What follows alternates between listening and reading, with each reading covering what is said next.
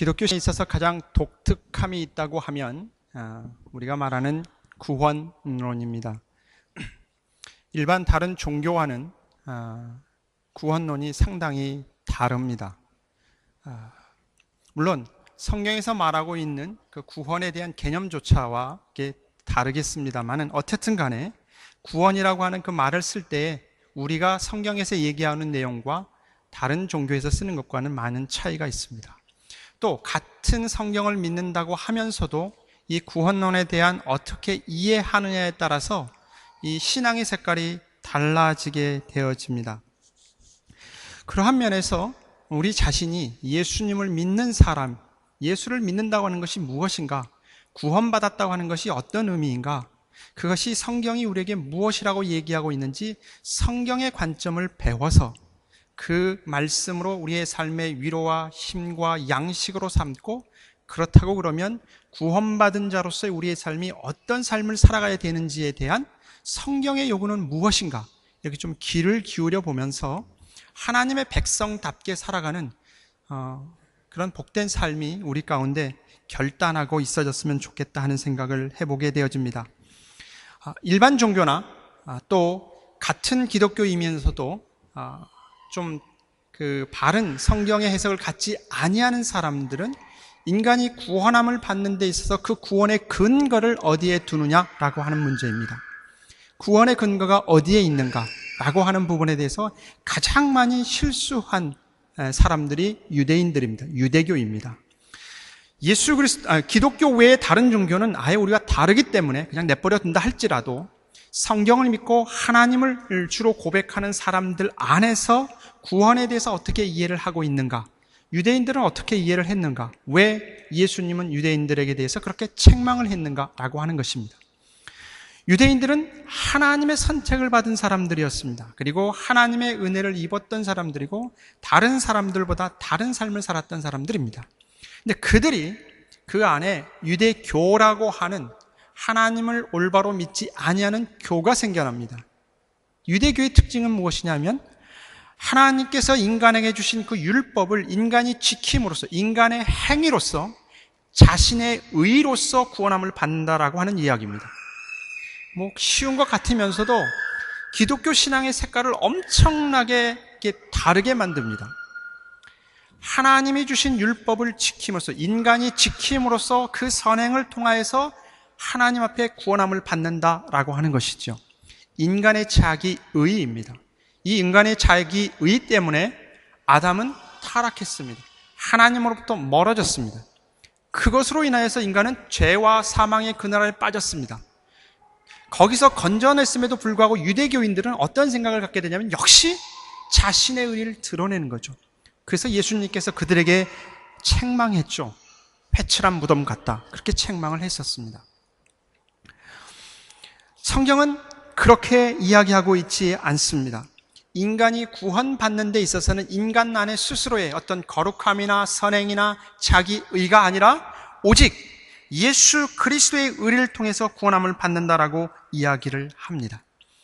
예수 그리스도로 말미암아 하나님의 자녀가 된, 그것을 우리가 용어로 정리해서 칭의다 그랬습니다. 하나님 앞에 의로운 백성이 됐다고 칭함을 받는 것이다. 그래서 칭이다 그럽니다. 근데 그것은 우리 안에 스스로 선한 모습이나 착한 모습이나 어떤 거룩한 모습으로 때문에 나오는 것이 아니라 예수님 때문에 난다. 그래서 믿음으로 말미암아라고 하는 이야기를 합니다.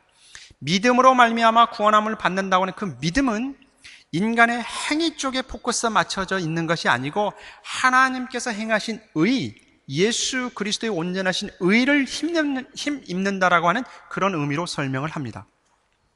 그런데 이 칭의에 대한 이해를 어떻게 하느냐에 따라서 또 색깔이 갈라집니다. 대표적인 예가 카톨릭입니다. 다시 얘기하면 인간은 스스로 구원함을 받을 수 없습니다. 그래서 하나님께서 의롭다 칭해 줍니다. 그 칭함을 통해서 구원함을 받습니다. 예수 그리스도의 십자가의 구속의 은혜를 통해서 구원함을 받습니다. 그래서 그걸 언제 칭의가 일어나냐, 그건 어렵지만 우리가 이해하기 쉽게 칭의라고 하는 그 순간을 통해서 우리가 구원함을 받습니다. 내가 예수 그리스도를 주로 고백하면 예수님과 우리가 하나가 되어져서 구원함을 받는데 하나님께서 너는 이제 죄인이 아니다 라고 하는 칭을, 법적인 선언을 하시죠. 근데 그 말을 어떻게 이해하느냐에 따라 달라지는데, 가톨릭은 하나님으로부터 그 칭의를 받는 순간 인간이 온전히 거룩해진다라고 믿었습니다. 완전하게 거룩해진다라고 믿습니다. 완전하게 거룩해졌기 때문에 그것을 통해서 구원함을 받는다라고 가톨릭은 이야기를 합니다. 근데 문제가 생겼습니다. 하나님께서 의롭다고 칭해 줬는데 그러면 내가 죄를 안 짓고 살아야 되는데 죄를 짓는단 말이죠. 그럼 그걸 어떻게 설명하느냐라고 하는 겁니다. 오늘 우리들 가운데서도 성경을 믿고 구원에 대한 확신을 가지고 있으면서도 이렇게 잘못된 생각을 하게 되어지면 우리도 올바른 신앙의 형태를 갖지 못하게 되어집니다. 로마 가톨릭은 그렇게 했습니다. 온전해졌는데 그 온전한 것을 통해서 믿음으로 칭함을 받는 자신이 거룩한 모습을 드러낼 때 비로소 구원함을 받는다, 이렇게 표현했습니다. 자, 여러분 좀 생각을 잘 하시기를 바랍니다. 하나님께서 의롭다고 칭했습니다. 그 칭함을 통해서 구원함을 받는데 자기 자신이 의로워야 돼요. 그 의롭다고 하는 표현을 다른 표현으로는 성화라, 이런 표현을 씁니다. 하나님의 거룩한 백성으로서 거룩해진다라고 하는 그런 표현으로서 성화를 쓰는데, 예수님을 믿고 난 다음에 그 다음에 거룩한 모습을 갖춰야 되는데 갖추지 못하기 때문에 구원이 왔다가 가버린다. 이게 가톨릭의 설명입니다. 그럼 그걸 어떻게 설명할 거냐? 라고 하는 것에 대해서 나오는 게 고해성사입니다. 다시 얘기하면 내가 하나님이 주신 믿음을 통해서 거룩한 모습을 가질 때 비로소 구원이 이루어지는데, 내 자신의 불완전한 모습을 보고 있으니까 가서 죄를 회개해야 돼. 그러면 그것을 통해서 하나님은 나를 구원하신다라는 게 가톨릭의 구원관입니다. 좀 더 가서 하나님의 구원받은 백성으로서 내가 선을 쌓아서 그 선을 통해서 구원함을 받는다라고 하는 것. 그러다 보니까 가톨릭은 구원에 대한 확신이 없습니다. 대신 열심히 선을 행하고 하나님이 기뻐하는 일들을 합니다. 무엇을 얻기 위해서? 구원을 얻기 위해서. 이게 가톨릭의 신앙입니다. 그래서 가톨릭은 교회 제도적인 어떤 미사가 중요해지고 거기 참여하는 것이 중요해집니다. 그런 것을 통해서 구원함을 받게 되죠. 그래서 맨 마지막 죽기 전에 가톨릭은 미사를 행해야 합니다. 그래야 내가 구원받다는 확신이 옵니다. 그러나 그렇지 않으면 확신이 없어지게 됩니다. 유대교인들이 얘기했던 것과 똑같습니다. 구원의 근거가 어디에 있다고요? 하나님이 주신 그 믿음을 통해서 내 안에서 나타난 선행, 거룩함을 통해서 구원함을 받는다고 하는 것이죠. 똑같아집니다. 다시 유대교로 돌아갔습니다. 그러면 성경은 우리에게 무엇이라고 말하고 있을까요? 우리는 무엇을 믿는 신앙입니까? 여러분은 어떤 신앙입니까? 그 신앙에 대해서 오늘 본문의 말씀과 함께 생각해 보려고 합니다. 구원이라고 하는 것이 무엇인가? 구원의 신비가 어떤 의미를 가지고 있는지.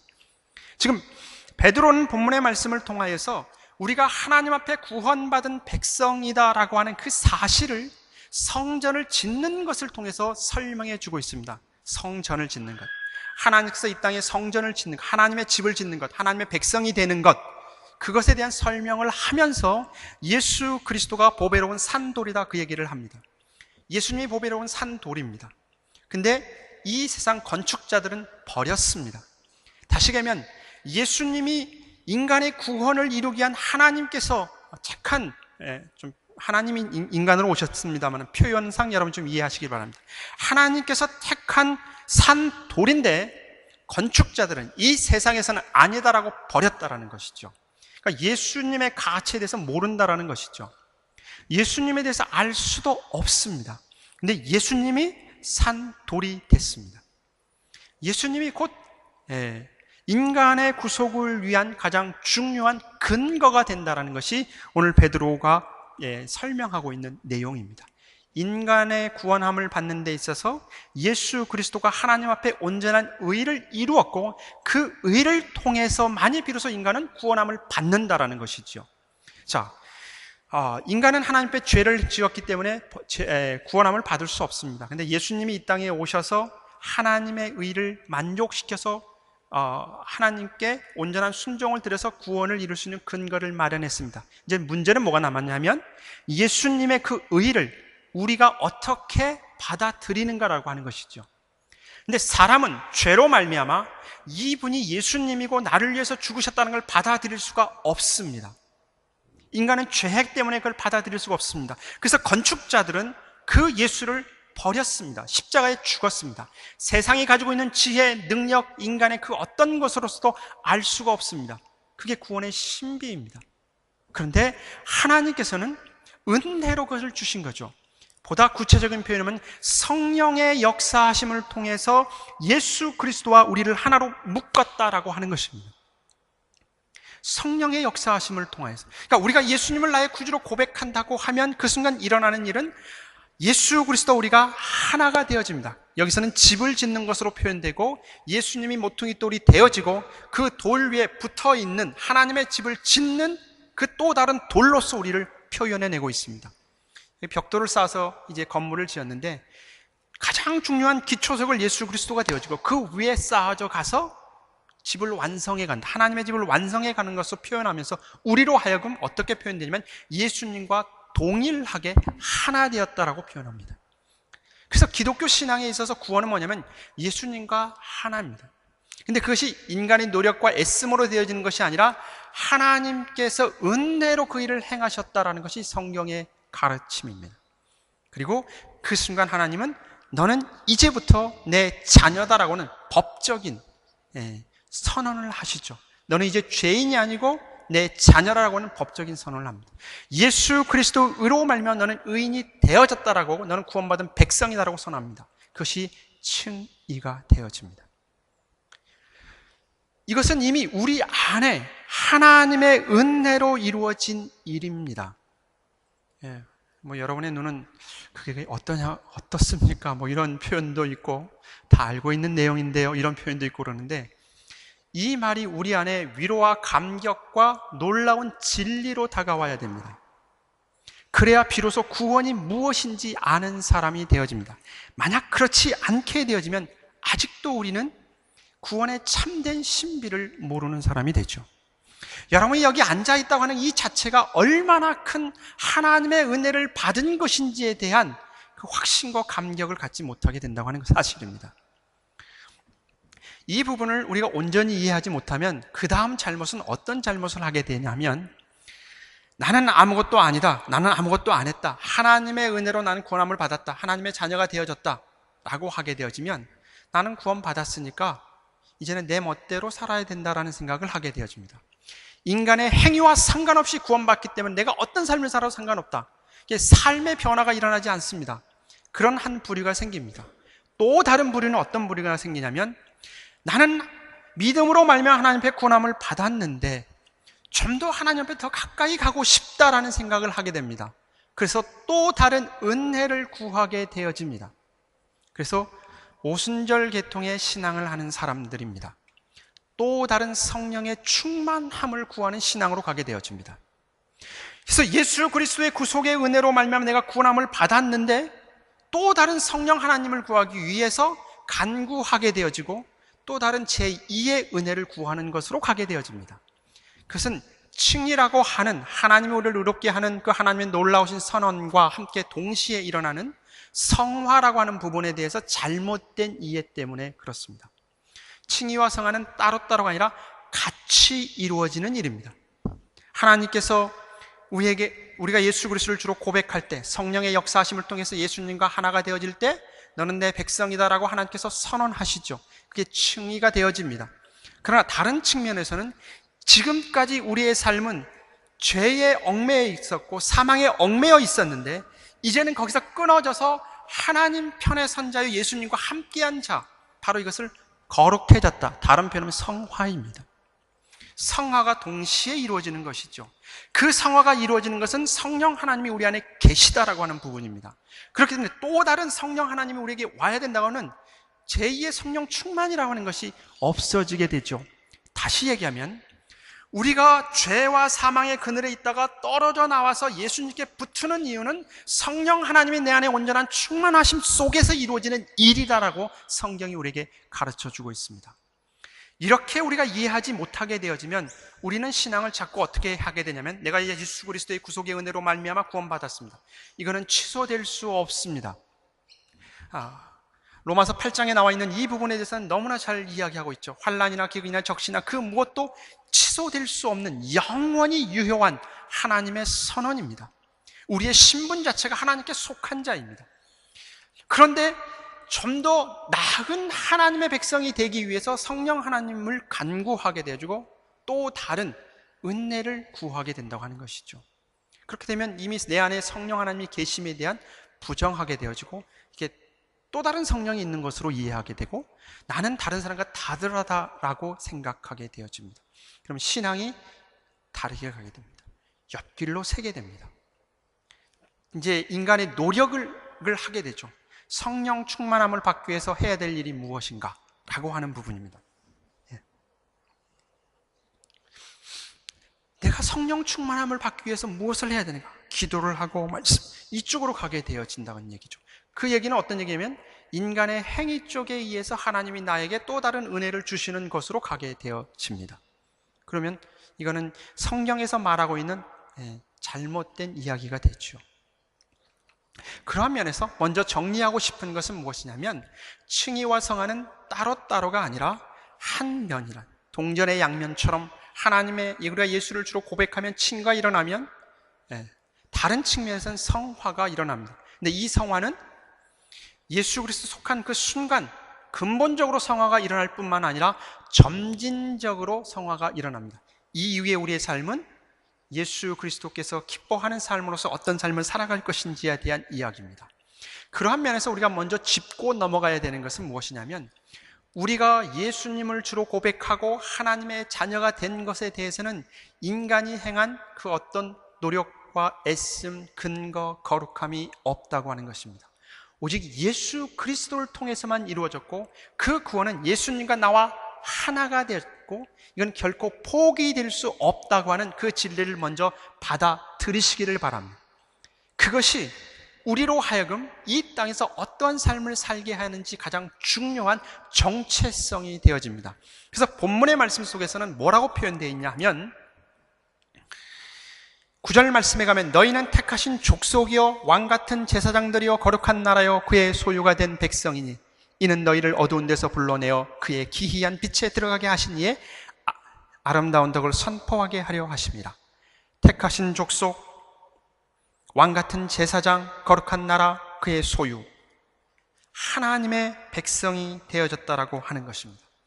하나님의 백성, 이것을 선포하는 것, 그게 칭의입니다. 법적으로 선포하는. 그러나 아직 우리는 거룩해지지 않았습니다. 모자라고 부족하고 연약한 모습이 많습니다. 그러나 우리는 그것 때문에 예수님과 떨어져 있는 것이 아니라 예수님과 하나다라고 하는 사실을 잊어버려서는 안 됩니다. 예수님과 하나가 된 거룩한 백성이기 때문에 그럼 우리는 어떤 삶을 살 것이냐라고 하는 부분으로 나아가게 되죠. 그래서 구원에 대한 이야기를 할 때 우리의 신분이 무엇인가라고 하는 것에 대해서 1차적인 확정을 가져야 됩니다. 여러분의 신분은 어디에 있습니까? 여러분은 어디에 속해 있습니까? 성경은 무엇이라면 예수 그리스도에 의해 근거해서 예수님과 하나가 되었다 그렇게 이야기를 합니다. 그는 포기될 수 없다. 5절 말씀에 가면 보다 굉장한 말을 하고 있는데요. 너희도 산돌같이 신령한 집으로 세워지고 예수 그리스도로 말미암아 하나님이 기쁘게 받으실 신령한 제사를 드릴 거룩한 제사장이 될지다. 거룩한 제사장으로서의 우리를 부르고 있습니다. 이 제사장은 하나님 앞에 비로소 온전하게 드려지는 자가 됐다라고 하는 이야기를 하고 있습니다. 다시 얘기하면 죄인으로서 하나님과 상관없는 자들은 하나님께 반역하는 자고 하나님의 은혜와 사랑을 받을 수 없는 자인데 하나님의 은혜로 말미암아 우리가 하나님의 자녀가 되어졌다라고 이야기를 합니다. 8절에 가면 건축자들 또 예수님이 부딪히는 돌과 걸려 넘어지는 바위가 되는 사람들, 예수를 주로 고백하지 못하는 사람들, 그들은 그들의 운명이 그렇게 되어졌다라고까지 설명을 하고 있습니다. 저와 여러분은 이 세상에서 하나님의 은혜로 택함을 받았고 구원함을 받았고 인치심을 받았다고 하는 이 놀라운 사실을 우리가 중요하게 생각해야 됩니다. 그거 하나만으로도 이 세상에서 가장 복된 자라고 하는 사실을 잊어버리지 않기를 바랍니다. 근데 그것은 신앙의 출발이다 하는 것이 오늘 베드로가 우리에게 던지는 내용입니다. 왜 어려운 칭의 성하라고 하는 말을 꺼낸 이유가 무엇이냐면 너는 이제 내 자녀다 라고 하는 것이 구원이 다가 아니다라는 설명을 하고 있습니다. 하나님께서 너는 내 자녀라고 법적인 선언은 칭이지만 그것은 구원의 출발입니다. 이제부터 우리는 어떤 삶을 살 것인가 라고 하는 것에 대해서 관심을 둬야 된다고 하는 것이죠. 하나님이 왜 우리를 죄와 사망에서 건져냈는가? 거기서 건져낸 너 기쁘다라는 것이 아니라 건져냄을 통하여서 또 다른 목적이 있다는 거예요. 그 목적을 위해서 우리를 죄와 사망에서 건져내어졌다라고 설명을 하고 있습니다. 그럼 우리는 자연스럽게 질문을 던지죠. 그러면 구원받은 우리가 어떤 삶을 살 것인가? 라고 하는 것이죠. 바로 그 전에 우리가 확인해야 될 문제는 내가 나의 정체성에 대한 확인입니다. 여러분 자신의 정체성에 대한 확인입니다. 여러분 자신을 보게 되면 참 한심한 것 같고 별 볼 일 없는 것, 내가 믿음이 없는 것처럼 보일 수 있지만 성경은 무엇이라고 설명하고 있냐면 이미 예수 그리스도 안에서 거룩하여지고 성령에 속한 사람이다라고 선포하고 있습니다.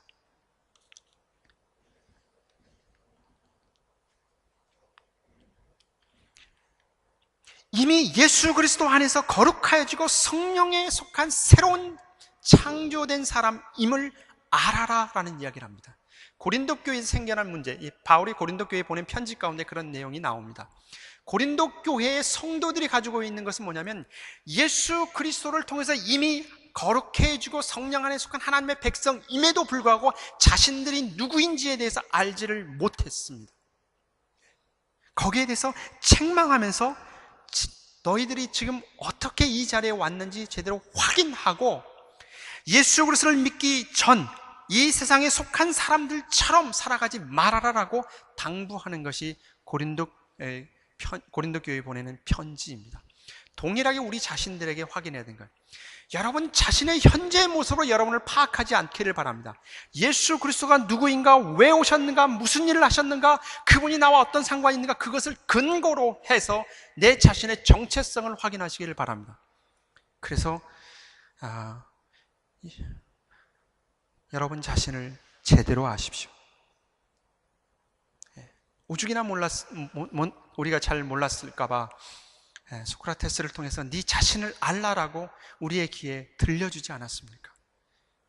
그 얘기는 그리스도인들에게 하는 얘기예요. 여러분에게 네 자신을 알라. 예수 그리스도를 통해서 이루신 그 구원, 그것이 무엇인지를 알라라는 거예요. 근데 우리는 자꾸 무엇 때문에 넘어지냐 하면 내 자신을 보는 거예요. 내 자신이 이 정도밖에 안 된 것 때문에 자꾸 넘어진단 말이죠. 그러지 말라라고 지금 이야기를 하고 있습니다. 네가 뭐가 잘나서 내 행위 그것 때문에 내가 너를 내 자녀 삼은 것이 아니다. 예수 그리스도의 십자가의 죽음을 통하여서 내가 너를 내 자녀를 삼았노라. 너는 내 아들이다.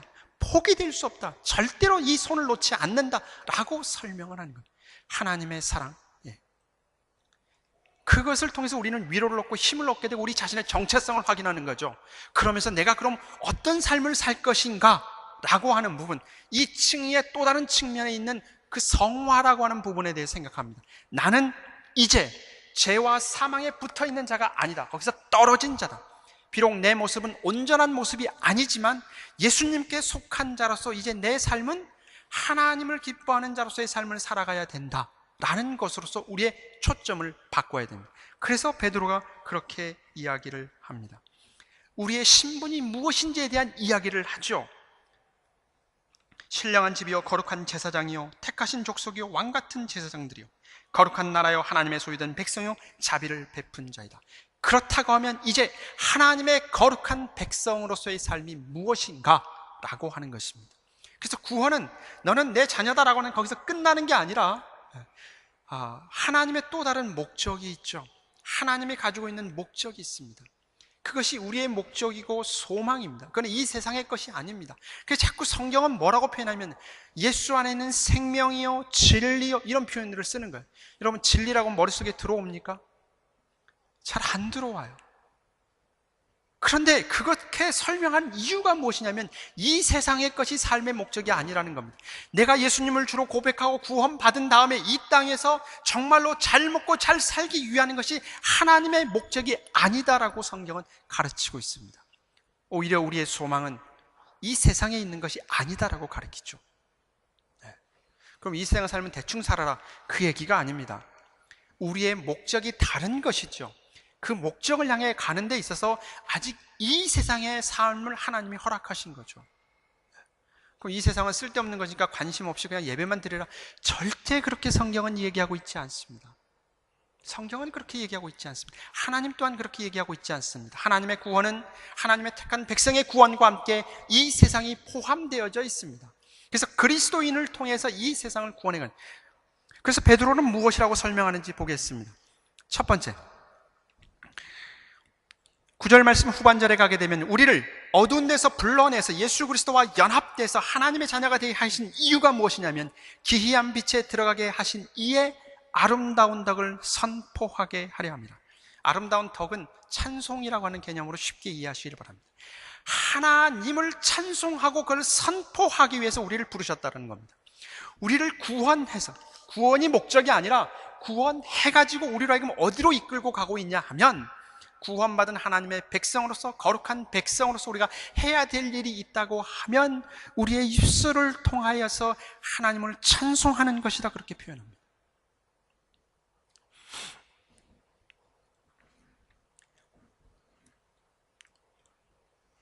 이 아름다운 덕을 선포하게 한다는 이 말은 이사야서 43장 21절에 나와 있는 이 백성은 내가 나를 위해 지었나니 나를 찬송하게 하려 함이니라 하는 그 말의 의미를 이용해서 지금 설명하고 있습니다. 하나님을 찬송하게 하는 것. 찬송하면 떠오르는 게 시편 아닙니까? 시편은 하나님에 대한 찬송입니다. 구원받은 하나님의 백성들이 하나님께 올려드린 찬송입니다. 그 찬송을 크게 두 부류로 나눕니다. 찬송의 내용을 보게 되어지면 첫 번째, 하나님이 무슨 일을 했느냐, 그겁니다. 하나님이 행하신 일들이 무엇인가에 대한 그 첫 번째 내용. 두 번째로는 그 하나님이 어떠한 분이신가라는 것입니다. 이것이 예배입니다. 우리가 드리는 예배입니다. 우리가 입술을 통해서 하나님 앞에 드려지는 예배가 바로 이것입니다. 그러니까 예배의 중심은 하나님이십니다. 이것이 우리의 찬송이 되어져야 되죠. 우리가 함께 모여서 우리의 입술을 들어 하나님을 찬양하는데 그 내용이 뭐냐면 하나님 그분이 우리를 향해서 행하신 일이 무엇인가. 그러니까 구원에 대한 도를 깨우치 못하면 찬송이 안 나오죠. 하나님께서 우리를 향해서 어떤 일들을 했는가. 그래서 성경의 지혜를 우리가 구하죠. 성경을 읽어가면서 역사 속에 행하신 일들이 무엇인가 그걸 보게 되죠. 그분이 자신이 어떤 분이신 것을 성경을 통해서, 역사를 통해서 보여줬는데 그분이 어떤 분이신지에 대해서 우리는 포커스를 맞춰서 그분을 찬양하는 겁니다. 그런데 우리는 예배를 자꾸 누구에게 마치냐면 사람에게 마칩니다. 물론 예배는 우리의 예배를 받으신 하나님과 이 예배를 온전케 하시는 성령 하나님의 역사하심과 또 예배를 인도하는 앞에 사회자 목사나 또 회중들과 함께 이게 삼각관계 속에서 드리는 건 사실입니다. 그러니까 문화를 배격하거나 뭐 사람을 배격하거나 그러는 얘기는 아닙니다. 어린이들하고 예배 드리는데 어른들하고 예배 드린 것처럼 한다, 그건 또 아니지요. 그런 부분을 생각하지 말라는 얘기가 아닙니다. 그러나 우리가 좀 더 생각해야 되는 것은 하나님 앞에 예배를 드리는데 이 예배의 중심이 누구인가라고 하는 것에 대해 좀 생각을 해야 됩니다. 왜냐하면 우리가 모여서 예배하는 이유는 바로 그 이유 때문입니다. 그래서 우리가 모여서 하나님이 행하신 일들이 어떤 일들인가, 그 다음에 하나님 그분은 어떤 분이신가에 대해서 찬송하고 드러내고 나타내는 것입니다. 엄밀하게 따지면 내가 가지고 있는 기분과는 좀 이렇게 별개입니다. 내 자신에게 너무 맞추다 보게 되어지면 우리는 온전한 예배를 드리지 못하게 되어집니다. 왜냐하면 우리가 하나님 앞에 드려지는 그 예배는 물론 우리가 함께 생각해보는 삶의 예배라는 측면에 생각해 봅니다만은 하나님 앞에 갈 수 있는 가장 중요한 근거는 예수 그리스도의 구속의 의의입니다. 예수 그리스도를 통해서 하나님께 나아갑니다. 예수님과 함께 나아가는 것이죠. 그래서 진리와 성령이라고 하나님 앞에 예배를 드리는 겁니다. 진리는 예수 그리스도를 나타내는 거죠. 예수 그리스도와 함께 예배를 드리는 겁니다.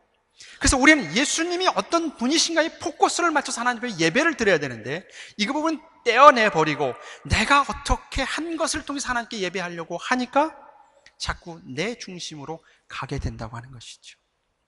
그 예배는 예수 그리스도의 구속의 은총 안에 하나님의 자녀된 우리가 하나님 그분이 어떤 일을 하셨는가, 그분이 어떤 분이신가를 우리가 노래하고 찬양하는 겁니다. 그분을 예배를 영광스럽게 하고 만나는 것이죠. 그리고 그분의 백성으로서 그럼 우리는 어떤 삶을 살 것인가라는 쪽으로 가게 되어집니다. 여러분이 예배드리러 왔을 때 방해하는 요소들이 많이 있습니다. 물론 그런 것들이 고쳐져 가야 되죠. 그러나 어렵지만 여러분의 중심을, 초점을 예수님께 맞춰주시기를 바랍니다. 그리고 이 예배는 교회에서 행할 수 있는 가장 첫 번째 일입니다. 예배보다 우선하는 것 없습니다. 여러분의 의식 가운데 그 마음을 갖추시, 내가 하나님을 존경하고 높인다고 하면 공적으로 드리는 이 예배에 여러분이 전심으로 신경을 쓰시기를 바랍니다. 여러분 스스로가 예배에 대한 것을 느슨하게 생각하거나 우습게 여기거나 이렇게 하면 예배를 통하여서 이 세상에 하나님의 살아계심을 선포하는 그 선포적 기능이 약화되어집니다. 이 세상에 살고 있는 사람들이 하나님의 살아계심을 무엇을 통해서 아냐면 하나님의 백성들이 구속의 찬송을 드리며 기쁨과 감사로 드리는 이 예배를 통하여서 하나님의 살아계심을 알게 됩니다. 예배는 선포적 기능이 있습니다. 하나님과 관련돼서 우리 자신들이 하나님께 예배한 내 자신이 누구인가 확인하고, 예배를 받으신 하나님 그분이 누구인가, 내 자신이 누구인가, 이 세상과 관련돼서 선포적 기능이 있습니다. 하나님을 믿는다 하면서 예배를 우습게 여긴다, 이 세상 사람들 하나님 무시합니다. 여러분이 예배를 소중히 여기는 그 마음, 이런 마음들을 통하여서 이 세상 사람들은 하나님을 두려워합니다. 그 다음에 예배를 통해서 오는 유익들이 있습니다. 그럼에도 불구하고 예배의 첫 번째는 하나님께 드려지는 예배라는 사실을 여러분 잊어서는 안 됩니다. 하나님 앞에 드려지는 것이지 내가 무엇을 얻기 위해서 이 예배를 드리는 것으로 오해하게 되어지면 기독교 신앙과는 옆길로 세워지고 유대교 쪽으로 가거나 카톨릭 쪽으로 가게 되어집니다. 이미 예수 그리스도의 구속의 은혜로 그 풍성함을 통하여서 하나님 앞에 온전히 드려지는 거, 하나님을 높이는 것이 예배라고 하는 사실에 대해서 여러분 좀 인식을 했으면 좋겠습니다. 구원받은 하나님의 백성, 예수 그리스도와 하나된 그리스도인은 본문의 표현을 빌리면 하나님의 백성된 모퉁이 돌린 예수 그리스도와 연합된 거룩한 성전인 그리스도인이 해야 될 첫 번째 일은 입술의 찬양입니다. 예배이죠. 근데 거기서 끝나지 않습니다. 또 하나 이야기하고 있습니다. 5절 말씀에 가면 너희도 산돌같이 신령한 집으로 세워지고 예수 그리스도로 말미암아 하나님의 기쁘게 받으시는 신령한 제사를 드릴 거룩한 제사장이 되라. 여기서 말하는 제사장은 하나님과 인간 사이의 중보자 역할에 대한 이야기가 아닙니다. 예수 그리스도로 말미암아 우리가 어떻게 변화됐는가라고 하는 거죠. 하나님이 우리 자신을 받으신다라는 얘기를 하고 있습니다. 하나님이 예수님을 하나님이 받으신 것처럼 그 예수의 의를 힘입어서 우리를 받으신다라는 거예요. 굉장하지 않습니까? 그 크신 하나님이 우리를 받으신다는 거예요. 그래서 우리로 거룩한 제사장이 뭐냐? 영적인 예배를 드려. 영적 예배 드리면 좀 이상하게 생각하나요? 우리가 삶을 통하여서 온전히 살아있는 예배를 하나님께 드리라는 얘기죠. 이 얘기는 로마서 12장 1절에 가게 되어지면 그러므로 성도 여러분, 나는 하나님의 자비로 여러분에게 권합니다. 여러분의 몸을 하나님의 기쁘시게 하는 거룩한 살아있는 제물로 드리십시오. 이것이야말로 여러분이 마땅히 드려야 할 영적인 예배입니다. 예수님께서 온전히 하나님께 드려진 것처럼 예수 그리스도의 의를 힘입어서 우리 자신도 하나님께 온전히 드려지는 제물로서의 삶을 살도록 요구받고 있습니다. 여긴 예수님과 떨어져서는 안 돼요. 예수님 안에서요. 이게 굉장히 중요합니다. 떨어져서는 의미가 없어요. 구원도 없습니다. 하나님 쳐다보지도 않습니다. 예수 안에 있을 때 가능하죠. 그래서 로마서 15장 16절에 가면 바울이 이 고백을 그대로 합니다. 하나님께서 나를 이방인을 위한 그리스도 예수의 일꾼이 되게 하셨습니다. 나는 이방인들이 성령으로 거룩하여지고 하나님께서 받으실 만한 제물이 되도록 하기 위해 하나님의 복음을 전하는 제사장의 직무를 담당했습니다. 자신이 행하는 모든 삶이 어떤 삶이야? 예수 그리스도 안에서 구속받은 사람으로서 바로 하나님이 받으시는 제물로서의 삶을 살았습니다. 쉬운 표현으로 하면 우리가 믿는 신앙, 하나님을 고백한 그 신앙의 내용, 하나님께 예배하는, 입술로 찬양하는 이 내용을 여러분의 현실적인 삶의 현장 속에서 그대로 드러내라라고 요구하고 있습니다. 삶을 통해서 나타내라라고 요구하고 있습니다. 그러니까 우리가 하나님 앞에 살아가는 삶은 모여서 함께 예배하는 것이 아니라 고백한 그 내용처럼 우리의 삶을 통하여서, 우리의 생활 속에서 하나님의 살아계심을 증거해라라고 이야기를 합니다. 우리가 지난주에 살펴보았던 그 베드로 전서에 나와 있는 말씀이잖아요. 아내들아, 남편들아 하는 그 말씀 가운데 베드로가 그런 얘기 하잖아요. 남편에게 아내를 어떻게 하라고요? 공경해라, 귀히 여겨라, 소중히 여겨라. 왜냐하면 너희 기도가 막히지 않게 하기 위함이라 그랬습니다.